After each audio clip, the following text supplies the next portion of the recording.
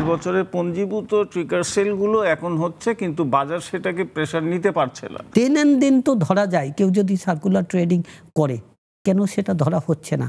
Market ঠিক ইকোনমির সাথে চলে না, তাহলে আমাদের ইকোনমি যখন ভালো ছিল মার্কেট ভালো।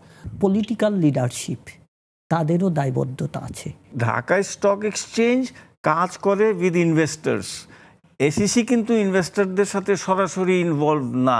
আপনি যেটাকে বিপর্যয় বলছেন সঠিকভাবে, এই অবস্থায় কতটুকু নীতি সহায়তা দিল? বিনিয়োগকারীদের উৎসাহিত করা হয়, যেই দামটা বাড়ে আস্তে করে সবাই বিক্রি করে বের করে যায়। বিনিয়োগকারীরা এখন কি রকম অসুবিধায় ওনারা আছেন, কি করলে পরে বাজারটা আরো ভাইব্রেন্ট হবে? 1.5 বছরে শেয়ার মার্কেটটাকে পলিসিগতভাবে প্যারালাইজড করে রাখা হলো। সেন্ট্রাল ব্যাংক এবং ক্যাপিটাল মার্কেট এটা ইগনোর করার বিষয় না, পরস্পরের সহযোগী। যখন বাজারটা ডাউন ট্রেন্ড হলো, ঠিক তখন আপনি 31টা কোম্পানিকে ইনভেস্টিগেশনে গেলেন কেন? বিজউইক রবিবার রাত 9টায়, প্রযোজনা স্বপন বীর, নিবেদক ফার্স্ট সিকিউরিটি ইসলামী ব্যাংক PLC।